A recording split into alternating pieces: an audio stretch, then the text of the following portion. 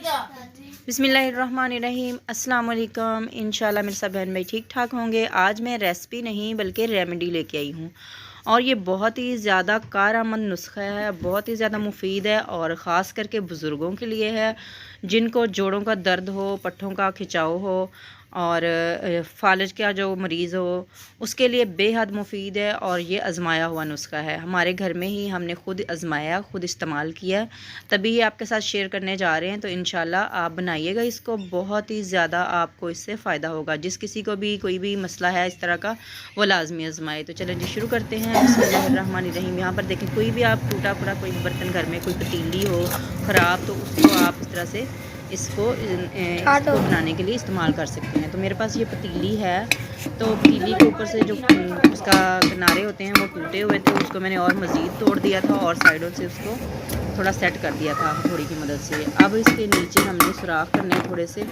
बड़ा सा एक कील ले लेंगे स्टील का, उसकी मदद से इस तरह से हम सुराख कर लेंगे और आपको दिखाएंगे कि कितने हमने सुराख करने हैं इसके नीचे।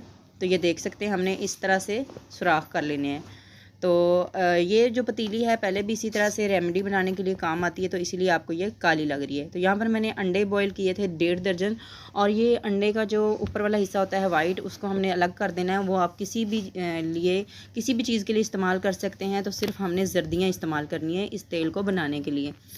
तो यहाँ पर देखें ये जर्दियाँ जो हैं इनको हमने इस तरह से तोड़ कर इस तरह से पतीली जो या कोई भी बर्तन हो आपके पास या बड़ा कटोरा हो उसके फंदे के साथ आपने इस तरह से तोड़ कर लगा देनी है। साथ में ये आपको मैंने जो दिखाई है सिगरेट के अंदर जो पन्ना सा होता है, पितली भी हम इसको कहते हैं और पन्ना भी कहते हैं। अगर आप लोग कुछ और कहते हैं तो आप मुझे कमेंट में लाजमी बताइएगा, क्योंकि हम तो इसको या पितली कहते हैं या फिर इसको सिगरेट का पन्ना कहते हैं।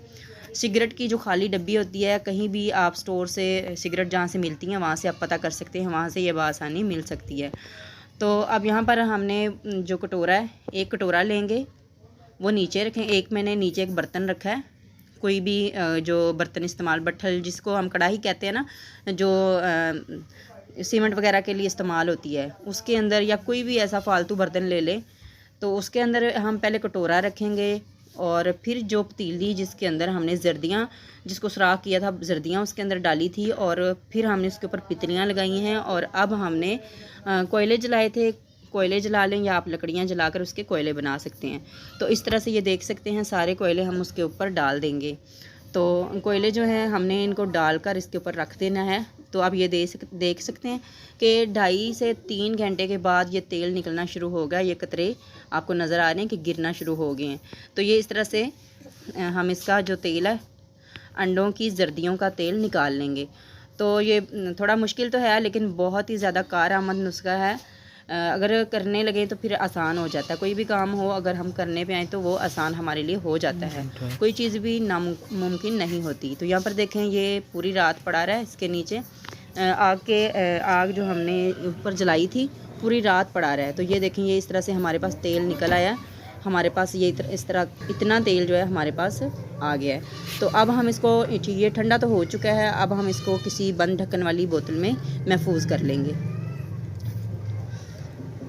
तो अभी मैं आपको दिखाती हूँ कि कितना ये तेल हमारे पास आया है। तो पहले मैंने कटोरे में आपको दिखाया था, अब यहाँ पर देखेंगे एक प्लास्टिक की छोटी बोतल है, उसमें हमने निकाल लिया है। ये आप कभी जब भी आपने लगाना हो तो जब आपने इस्तेमाल करना है, अगर आप रात को सोने के टाइम लगा रहे हैं तो आप कपड़े चेंज कर लें, तो आप फिर लगा लें, या फिर आप दिन के वक्त लगाएं तो ज़्यादा बेहतर रहेगा। धूप होगी तो धूप में आप जिस मरीज़ को लगाना हो बिठाकर हल्के हाथों से मसाज करें और फिर उनको थोड़ी देर धूप में ही रहने दें।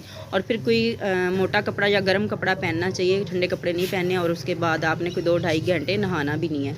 तो इससे इंशाल्लाह आपको बहुत ज़्यादा फ़ायदा होगा। आप लाजमी इसको आजमाइएगा, आप एक बार इस्तेमाल करेंगे तो इंशाल्लाह आप लाजमी दुआएं देंगे। आपको आज की ये छोटी सी रेमेडी पसंद आई हो तो दुआओं में याद कीजिएगा और चैनल को सब्सक्राइब कीजिएगा, कमेंट में लाजमी बताइएगा। अल्लाह ताला आपको और आपकी फैमिली को हमेशा खुश रखे। अल्लाह हाफिज़।